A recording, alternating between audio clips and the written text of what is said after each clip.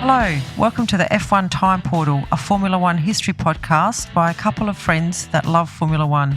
I'm your host, Rosa. And I'm your laser host, Luigi. And today we are rating drivers from 1960 for our special series of Time Portal Championship. This is part 2. Let's go. So, guys, we go straight into the 5th race of the season. Yeah? Yes. French Grand Prix. Yep. And a positive Grand Prix, we hope. So, in this race, Brabham secures pole position. Many felt the absence of Moss meant he may have got off easy, which is some of the perceptions that were presented to us. I don't know if that's my opinion or if that's Mike Lang, the author. Phil Hill qualified second and Graham Hill came third in the qualifying. There was a shambles race start as Graham Hill had a transmission issue. 3 cars made contact with his static car. The first half of the race had many passes and repasses with Brabham, Phil Hill and Von Trips battling amongst themselves. Both Ferraris retired, so Phil Hill and Von Trips were in the Ferraris, leaving Brabham over a minute ahead of the rest. So Brabham wins the race, followed by Genderbean after having had a big battle with McLaren, and McLaren came third. So that's the fast race summary. So over to you, Lyndon. Yeah, great. So this is a relatively standard one for my craziness in the earlier section. Yeah. I think McLaren gets legitimate third for that one. I think that's a sensible one. Then Genderbean, I've got him with the fastest lap and unbelievable courage in face of the last race. So pushing harder than everyone in the face of real founded fear, I think was why I gave him second. And then Brabham in first because you can't argue with winning again, especially after that last race. So Brabham gets a first for the first time for me. Okay, and let me see. Yeah, I had exactly the same top 3. Remember, everyone, we'd pick these in isolation of one another. So I had McLaren third, solid third result. Genderbean, winner of the second place. I called it the winner of the second place battle because it was so far behind Brabham. Yes. And I gave Brabham the win, just a really strong race. And he held off the Ferraris at the start. So that was a little bit of a surprise the Ferraris were even up there, considering the last race they were not. Yes. But he dealt with who was there. Yep. And he won the race. So good on him. Mine were a little bit different. I also gave McLaren my third spot. 9th to 3rd. Should have come second, but he made a teeny tiny little mistake there on the second to last lap. I gave Clark my second place, Luigi. Yep. 12th to 5th I thought was pretty good in that Lotus, who's only debuting this year. And Brabham first to first. Dominant win again, can't go past him. I do want to question you on one thing. Yes. I'm not disagreeing with your pick. Of Clark in second. Yep. But you gave me a hard time when I picked Clark in the debut, and he came 4th, and here you are giving him second place for 5th. Yeah, I know. Now, but I'm just calling out the inconsistency in your attacks. Where did he qualify in the one that you gave him 4th? I'm not going to look that up. Yeah, okay. Look, if you're qualifying 12th and you make it to 5th, that's pretty good. Okay. I'm just calling it out, that's all. It's the delta. Us. The delta. Okay, fair enough. Okay, so after race 5, we've got Brabham hitting the lead. He's on 68 now. Moss is on 50 and McLaren is on 42. Makes you think, though, obviously Moss is out for quite a few races. I wonder if that would have changed the complexion of this championship if he didn't have that accident in Belgium. What? Yeah, it's interesting. What do you think, Lyndon? I think I absolutely would have, Yeah. I think when we did our race review of this, we did say during it that, Moss probably would have challenged Brabham a lot more than any other driver could on the grid for pole positions and and during the race as well. Moss is probably the only one that could have kept in touch with Brabham. Yep. Yeah. So it's a shame they didn't have that battle on the racetrack. So up to the 6th race of the season, the British Grand Prix at Silverstone. So Brabham took pole a whole second ahead of Graham Hill and McLaren, which I think also says where was Moss, because he wouldn't have had a whole second on Moss, I think. No. Moss was still recovering, but he was there and he waved the starting flag. So with the race start, McLaren actually jumped into the lead, but Brabham was leading after the first lap. Graham Hill was in 22nd place from second. So he must have had a nonsense start. Lyndon, you may not know this. I don't think we've mentioned nonsense starts that you've heard yet, but nonsense is a term used by Mike Lang. Because he was an old school British fellow. He came up with the term nonsense start when Hawthorn had a bad start, and we just grabbed onto that as we're using that. We're stealing with pride because it's funny. Yeah, totally. To call someone having a nonsense start is ridiculous. And Graham Hill definitely had a nonsense one if he's in 22nd from second. Yeah. So Graham Hill did do a huge charge and reached third place by lap 30. So pretty impressive. At half distance, he was second. And lap 52 of 77, he was right up with Brabham, who was first. So this is one hell of a comeback drive by Graham Hill. Lap 55, Graham Hill actually had the lead after a battle with Brabham. Then Graham Hill made an error lapping the Ferraris and spun out to retire. So real impact there. So Brabham wins the race. Surtees comes second and Ireland comes third. So over to you, Lyndon. Yeah, so I've gone. Ireland came third, so he can have third. So I think that's a safe one. That I've actually controversially put Brabham into second. So he was seconds ahead and fearless as well. But I've given number one to Surtees because he'd actually just come off the TT, and there'd been a death at the TT as well. So I think I don't know whether your audience you're allowed to use the word balls, but yes, go for it. Use it in this case. It's a pretty decent set of kahunas, so I'm going to give Surtees number one, having been on the bike and then into the car and coming second. So therefore gets first. They're good picks, but I am wondering why didn't you put Graham Hill in there at all? Because he even took the lead. We didn't finish, I think, for me on that one. So that's probably the only reason I've perhaps he could have taken Ireland's spot. If he had not spun, I could be convinced to definitely give him third. We can't change it now. Lyndon, this is a moral discussion. Lyndon, I totally agree with you. Totally. But wait, what are you saying? Because he spun up? But if he had an engine failure, would that have made change your mind? I would have looked a lot harder if it was something other than his own fault. So. He stalled on the grid, Luigi.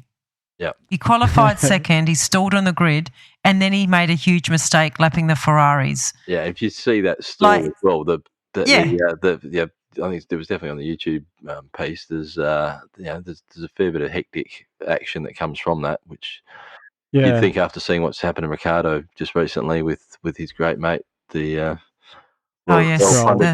Canadian, yeah. You got to argue that that person in front.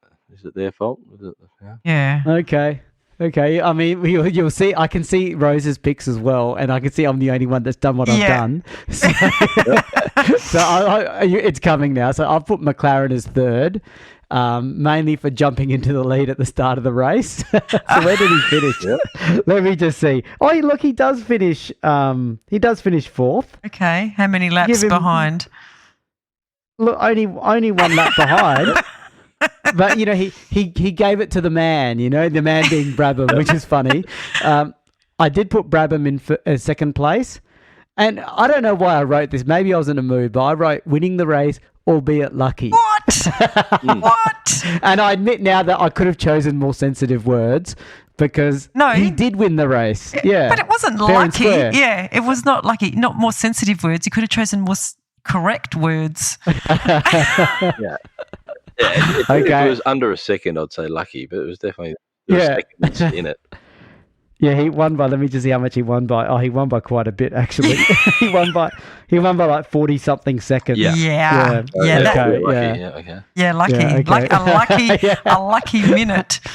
Yeah, just at the end, he just got this 40-second out on Surtees. Yeah. And obviously, I've given Graham Hill the win for an awesome comeback drive. But I must admit, having discussed with you guys, I realise now there's two errors here: the error at the start and the error at the end. And he didn't finish. Luigi, one more quick thing on the Brabham one. So one of the things I've learnt with this sort of interacting with some of the old boys is Brabham was famed for actually winning races as slow as he could. Therefore, Ah, that 40 odd seconds, whatever it is, he was going as slow as he could. It could have been a lot more than that. So the albeit lucky. yeah. I regret that terminology. He could have won it by 3 minutes. Yeah. Well, I did not. I purposely have put notes in my because I knew you would question me, Luigi, because you jump on me every time, and I said no points for Hill this race because of what I just said. He said, yeah, you attacked him the way you've said. Yep, got it. Ireland got my third place. Yep, good finish in the Lotus, and third spot. I gave second to Surtees as well. I gave points to Surtees. 9th to second, good reliability from that Lotus finally. And, I gave Brabham the win. Like, it just always seems to me that just Brabham just always just has a really cool head under pressure. Like, everything could be going on around this guy, and he just keeps his eye on the prize and just puts his head down and gets to work and wins the race. So, what I did. Yeah, cool. Yeah. Good picks. And I appreciate, Lyndon, the point of difference you brought with the Surtees pick on your end. Yeah, so that was something we don't normally delve into. So it's good to have that external perspective. Okay, so after race 6, we have Brabham on 88 points, Moss second on 50 points, and McLaren third on 46 points. Interesting that Moss is still in second. I know. And he hasn't even raced. I know. Yeah. Yes. But Brabham is definitely pedal to the metal taking charge of this championship. Yeah. You know, and you know, that's what it comes down to sometimes. When the opportunity arises, like let's say your main rival is away for whatever reason, you can't just assume they're going to win. You've still got to do it. You know, and that's not easy to do. Absolutely. Yeah. So we're up to race 7 of 9, the Portuguese Grand Prix. So we've got Moss making his return in the Lotus. Surtees surprises all. Remember, Surtees only made his debut this year and actually takes pole position. It was considered that he was leveraging some slipstreaming from teammates, but hey, it doesn't matter how you do it, you do it. Gurney got second, and Brabham was third on the grid, and Moss was fourth. So Moss was up there straight away, you know, considering, you know, he probably, let's assume he probably wasn't 100% recovered, but recovered enough to drive. And I doubt they had medical people to check on you, if you know what I mean. At race start, Graham Hill stimulated an all-of-grid creep forward. It was quite funny to read this in the race review. Everyone seemed to have crept forward because of him. Gurney takes the lead at the race start, but Brabham pushed him aggressively wide to take the lead. And that was even Mike Lang questioned that. And for Mike Lang to do that, he never uses the words aggressiveness, but he definitely pointed at Brabham on that one.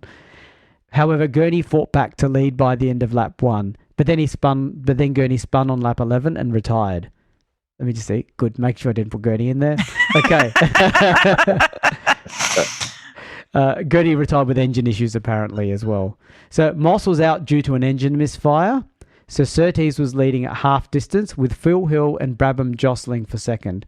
Brabham had leaking fuel in his car, which caused his foot to slip and he spun. So Brabham was through into the lead and Brabham wins the race, followed by McLaren in second and Clark third. And this is also his debut season. So over to you, Lyndon. Just correcting, I think you meant Surtees had fuel. Yeah, Surtees had the fuel in the car. Oh, did I? You said Brabham. Okay, thank you. Yeah. Oh, did I? Yeah, okay, thank good. you. It's all good. So, so I had third going to Clark. I think he's a very worthy place. I think that's where he should be. And then I had Brabham coming second. I'm giving him the chicken dinner. I'll give him chicken dinner. Sorry even though he's won it, I've given it to Surtees again because I think the fuel was arguably not his fault. And I don't know about you, but if I had fuel leaking on me and I'm driving a race car and I'm sitting on top of an engine, I'm probably pouring it in. So once again, big balls, 30s, Yeah, that is pretty brave considering how dangerous these things were. And to clarify for global listeners, when Lyndon says chicken dinner, he's referring to an old campaign. Was it winner chicken dinner? Yeah. Yes. So, but it was even actually in there. Yeah, that's right. all the Aussies get it, and all the global people are like thinking, What? Really? They have to feed themselves with a rhyme. Okay, so my top 3 picks are exactly the same as Lyndon's, actually. Clark third, his first podium in his career, and he actually nearly gave it to McLaren for second place. So that would have been interesting to see. And as a side note, Clark only comes second once in his whole Formula One career. Yeah. So he nearly made it too. But no, not today. Or not then. Second place I had Brabham. Solid win, if not a little lucky. Okay, we'll give that to you this time. Yep. Yeah. And Surtees first. Would have won if not for fuel leaking in his car. Yeah. So look, I had the same drivers, except I had Brabham third. I put Clark in second. I don't know why. First podium, great race, 8th to 3rd, had some battles in there. And yeah, Surtees, like he was leading by 20 seconds before the fuel caused his foot to slip. I mean, 20 seconds is an unassailable lead. So, he got first place for me. And let's not forget, this is his debut season. When you look at Surtees and Clark, Surtees is looking like if you had to put money on one of those two drivers, they're both performing pretty special. Yes. But you'd probably put the money on Surtees at this point in time, wouldn't you? Yes. He's got a 2 world championship. Yep. Has he got the championship under his belt at this time, Lyndon? Do you know? The 2 wheels. The 2 wheels. Oh, he's had like 4 or 5. Like I think he actually wins one. Okay. He wins one while he's racing in his debut in Formula One. He wins his 5th, I believe. He's multiple. Yeah. Okay. So, you'd put your money on Surtees, wouldn't you? Absolutely. Out of those two. Yeah. Based on these results. But Clark's not far behind. You couldn't go wrong, to be honest. So how are we looking? Yeah, now that you've let it all out of the bag, I'll give you the scores. Clark is 5th on 30. I'll go from 5th. Clark is 5th on 30. Surtees is 4th on 38. McLaren 3rd on 46. Moss 2nd on 50.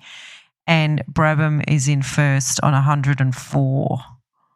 Wow, big lead. Yeah. And can I just say, just back to Surtees and Clark for a second, I wonder if I'm just trying to think if there's another year where you had 2 rookies that were as hyper successful as these 2 guys became in the same year. In the same year. I wonder if anyone's be interesting, isn't it? Yeah. I think you should research that one up, Louis. Yeah, I don't know if I will remember, but it sounds. But I'm going to call it. I'm going to say the greatest rookie season of all time was in 1960. That's a big call. I'd make a note to ask Spencer that one. Yeah, that's a good question. That's a good question. Yeah, that'd be one of those little ones to tuck in there I reckon. For man of the era. Yeah. Interesting. Okay, well, let's see. Let's see if I remember to ask Spencer too. We are, Lyndon, just as an FYI, for those of you that might be listening, because we did mention Spencer in the first part of this episode, this is a 2-parter. Spencer's the 66 and 67 Australian driving champion. And Lyndon, we're planning on doing a special interview session with him. So we'll address those things, including my strategy of what was the greatest rookie year of all time. Was it 1960 where Clark and Surtees same time? Yeah, great. Yeah, great question. Okay. Up to race 8, the second to last race of the season at the infamous Italian Grand Prix. And this is a race that Rose and I have both admitted if we could go back in time, we would go back to this race. Pretty much any Monza race, really. Always awesome racing. Always delivers. Yep. Yeah. So due to the banked track, the British teams boycotted this race. Whoops. Maybe I'd skip this one. Yeah. You want to see a full force, right? But this race had that funny story which we're about to talk about. So the race organisers allowed the F2 cars to join to obviously fill the grid. We even had a Cooper Castellotti, which was a British chassis with a Ferrari engine. Yes. There was a Ferrari front row with Phil Hill, Ginther and Maurice. I always struggled with his name. Yes. Ferrari had a secret plan to tow Von Trips in the F2 Ferrari in the hope of sweeping the board. So in the meantime, Ginther and Hill were 1 and 2. And even when Ginther and Hill lapped Von Trips, they also helped him. So they worked with slipstreaming him and pulling him up to 5th place. Actually, there were some points in time where Von Trips was on his own, but then they reconnected with him to help him. So Ferrari got a 1, 2, 3, and 4th was a Ferrari-engined Cooper. I've written the driver's name down incorrectly. I can't remember his name now, but it's I don't know if someone can look it up. I'll look it up. I'll look it up. You'll look it up for me. Thank you. But anyway, Ferrari got 1, 2, 3, and it was the first race won by a driver from the USA. So, and it was also the last race won by a front-engined car. So I'm just going to jump to the Italian Grand Prix because I feel like I've done a pretty poor job in giving you the final results. So Phil Hill won in first, Ferrari. Ginther second. Maurice third in the Ferrari, all in the Ferraris. As the fourth driver, Cabianca in the Cooper Castellotti, which was basically a Cooper with a Ferrari engine. And Ferrari nearly got their dream with Von Trips in the Ferrari F2 coming 5th, but they tried to get him into 4th. So they really had the top 5. 1, 2, 3, 4, 5 are all Ferraris. Yeah, you're right. Yeah. Okay, Lyndon? Yeah, well, so I'll start with a little random story now that you introduced this, saying that Monza is something you'd love to go back in time to. I'm assuming that's the bank track, but there's not many things you regret in life, but I've got one little one that I was on my honeymoon and we were literally in Italy, and we were in, I think we were in Bologna at a little osteria, which is one of the smaller type local restaurants. Mm-hmm. And there was a gentleman sort of at the bar, and I thought, I must have wanted to go up there to pay the bill or whatever it was. Got chatting to him, and he was a Formula One announcer. So he was literally the sort of Spanish-speaking world Formula One announcer. So if I looked it up, I'm sure I can get his name. But anyway, so we got chatting, and he was a really friendly guy. And knew we were on our honeymoon, my wife and I, and then invited us. The Monza Grand Prix was in sort of 3 days' time. He said, "Look, invite us, mate, I'll look after you guys. Come, I'll sort you out. You'll be, in the back of it." And we're sort of chatting Formula One with him. And we were leaving the next day, and I was like, had the time again, would have spent the time and had some kind of awesome experience at Monza, which is ever to be. So if you'll meet my wife one of these days, and what year was that, Lyndon? What year? 2005. Oh, so not long ago as well. Really? Wow. Oh, wow. 2005. Okay. What happened in Monza in 2005, Luigi? Oh, that's a good question. That was Schumacher. Oh, that would have been a Schumacher. Yes. Although Alonso won that championship, but it was Schumacher and him fighting. Yeah. Oh no, 2005 was when the Ferrari fell away. Ooh. That's right. Yeah, they fell away in 2005. It was 2006 that Ferrari came back. But out of curiosity, Lyndon, when you were there, did you tour the track at all? Did you see the old banking with weeds growing on it, apparently? I wish I had. Yeah, so another one of those ones that next time I'm in Italy, it's absolutely top of the list. Anyway, a random side to the ranking. Montoya won it. Alonso came second. Fisichella third. Yeah, no Ferraris there. No Ferraris. Yeah, they had a bad... That was a surprise year, 2005, because they dominated from 2000 to 2004, and then they just got it wrong. Fell off there. Yeah, Fisichella wouldn't have had too many podiums in his time, so that's an interesting one. Yeah. So, Lyndon, you've come up with what I call a protest. Exactly. So I've kind of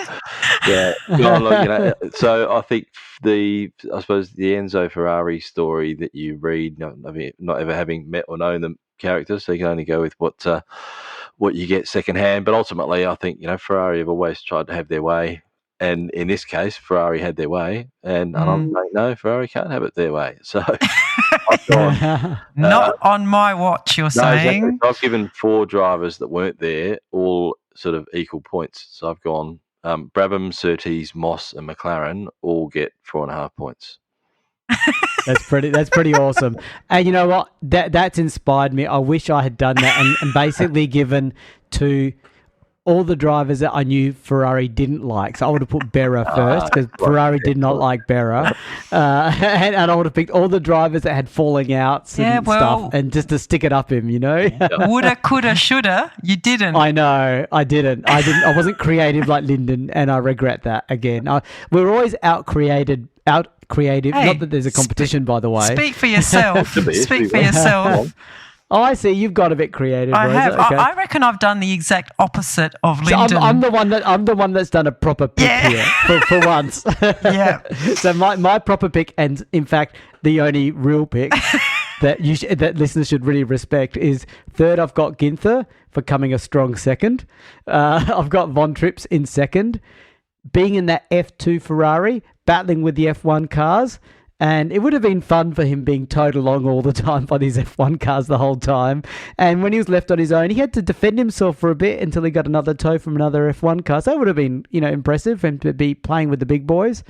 And Phil Hill first, great drive to win the race, albeit an easy race, but still the first driver from the USA to win a race. So yeah. Fair. Oh, sorry, I had to wake up. Wow. Okay.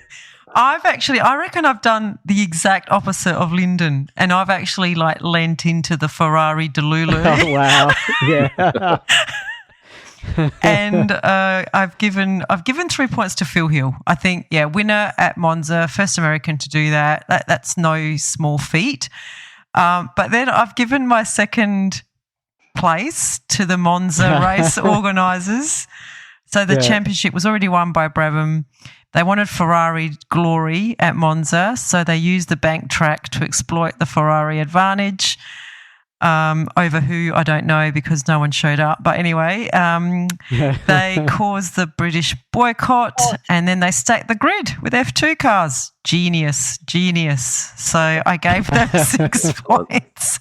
And then I gave Ferrari, the team, Ferrari, my top points, just because of the tow strategy, the F2 cars. And, they got a 1, 2, 3, 4, 5 finish at their home race. I mean, genius. You know what I want to know? I want to know how long in advance did the Italian organisers contrive this to leverage this? So how much notice did they have to get the word out to the Italian community? Yes. You will be happy. Come to this race. Yeah. Buy the tickets. Ferrari will win. We promise you that. That would have just made their sales go through the roof. Yeah. Guaranteed Ferrari win. In fact, they could have even said guaranteed Ferrari podium. Yes. Buy a ticket. I'm not sure the sports betting companies would have been allowed to even take bets on that one. No, they probably wouldn't have. No. Yeah. Oh, that's funny. Okay. What do we got? We got one more race to go. So with one more race to go, we have Brabham in the lead with 108.5, Moss second on 54.5, and McLaren third on 50.5, and Surtees is there or thereabouts. He's on 42.5. So up to the last race of the season, there's no championship decider. In the race review, we make an acknowledgement that Brabham is the champion. I think that was a race ago or more, perhaps. Yeah. But we don't worry about that because the race review deals with all that stuff. So we're just doing our picks. Yep. So the United States Grand Prix, the last race of the season. So the extreme opposite of Monza, Ferrari did not turn up.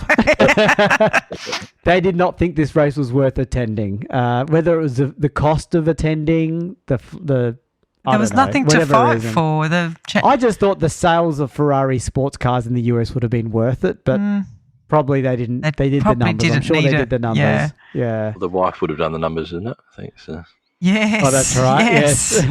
Well, that controversy comes in 62, so it's coming. Yep. Yeah. The big walkout. So the Ferrari drivers entered with different marks, which makes all these things a bit interesting, actually. So Moss took pole. So remember, Moss is back, and he's back to his best, it seems. Brabham got second and then Gurney third.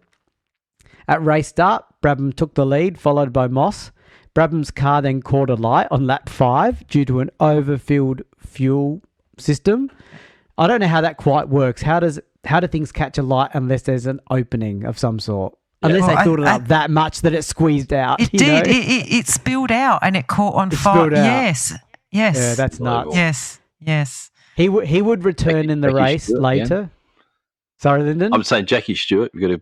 Yes. He would have done something around the fuel fillers and what they did and someone did, but I don't know. Yeah, wherever the safety thing that's now safe, I'm pointing to Jackie. Yeah, absolutely. Yeah, he made a big difference. So Brabham would return in the race. So Moss is now leading with Bonnier second. Brabham fought back up to 4th place. So the final result was Moss first, Ireland second, and McLaren third. So over to you, Lyndon. Yeah, so I'm going to say Bonnier deserved that place in third, so we'll give him that one. And then I'm giving Brabham second because I gave Surtees a place for fuel earlier on. So it's only fair that your car's on fire and you're doing what you can. So Brabham's in second, and then Moss. He made it to the US. Come back. In the season, so he gets all the points. Yeah, nice. Question though, Bonnier came fifth, one lap behind. So why do you say he deserved third place in your grid? That's a good question. I think I need to go back to the review and just think through. I had him coming through. I think what I read was that he came second. So I thought I'd given him third. So once again, if I'd reviewed it again, I may. Oh, that's okay. We were always catching each other out, and Rosa's used to these sort of questions. I am. Definitely caught me out on that one. I'm just glad you're here to take some of the heat off me, Lyndon. Let me, don't worry. Let me look at Rosa's picture now. With extra grey hair now. Yeah. But at the time, you would have, when you were reading this race, you felt that reason, so that's fair enough. Yeah. But I'm just more questioning it. I was curious, that's all. But he was obviously up there. So yeah. I don't think I'd give him any points anywhere else too. I'm gonna check that one in. Yeah, let me see let me see how many points Bonnier gets through the year. He's not he's not there, I don't think. Actually, wow, no, he gets 4 points for the year. This is his second, fifth place of the year. Oh, there we go. So I'm the only one who's given him 4 points. You've given him a podium. He'll be very happy with it. He'll be very happy with that. So, yeah. So my top three, I had McLaren in third. My reasoning being that he's always there or thereabouts, and he actually finished third in this race. Brabham I put in for second. Good comeback drive to fourth place considering the challenges he had with the fuel, which was not his fault. And Moss first, just a strong drive for the win. Well done, Moss. Well, I had McLaren third, but don't ask me why because I've left the text, the why reason blank. But yeah, your reason is text. Yeah. I had Brabham in second as well, like you guys. I think, again, like just cool head. Like nothing fazed this dude. Like he was just, and I think that's that Australian kind of just get on with it mentality as well. Finished fourth even after his fuel ignited. And, how dangerous is that? I mean, we've seen how dangerous it is actually. So, yeah, just to keep going after that is amazing. And I gave Moss my first place. I mean, it was a win. I'm going to say it was a little teensy bit lucky, but it's still a great drive to be up there. So, yeah, that's... And I doubt he was fully recovered as well, by the way. That's true. That's very true. No. Yeah, he did have pole, didn't he? Yeah. Yeah, he took pole. And look at that, Rosie. You and I had the same top three. We did. Not often. No, that doesn't happen a lot, does it? That's why I was a bit silent. Yeah, you were quiet. Yeah. Okay, so the winner of the TP Championship for 1960 in our hearts is Jack Brabham on 126.5 points.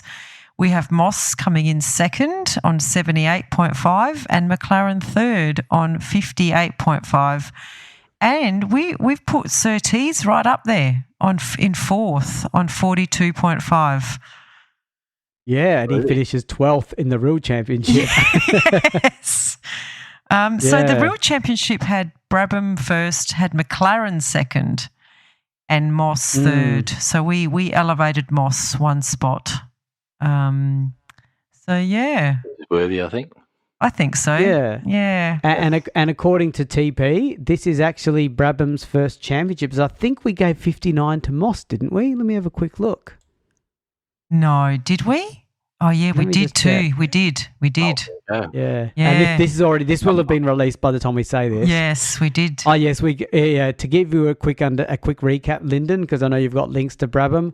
We gave 59 championship to Moss on 127 points, and Brabham came second with 102. Yeah. And Brooks came third with 41. So it was a real two-horse race between those two guys. Yep. So this is actually Brabham's first championship, according to us. Whoops. You were here for that. I was pretty hard on him to get started too. So Yeah, you were. Yeah, that's right. You were. Yeah. Oh, that was really good. I think Yeah, it was good fun. Lyndon's opened up a new avenue of research for me, being the old YouTube. I haven't been on YouTube. I just didn't think there'd be any footage, but now I'm really keen to see it. So I'm going to do that from now on. Yeah, it's definitely a rabbit hole. So be Okay. Yeah. but that was a lot of fun. I think just getting in and researching and discovering what some of these drivers did and how they did it. Yeah. It's phenomenal. Yep. So, Yeah. I agree. loved it. Yep. Okay. Well, thanks everyone for listening to our TP Championship episodes, and we'll continue this tradition with new guests and more family members linked to Lyndon. Yeah. Excellent.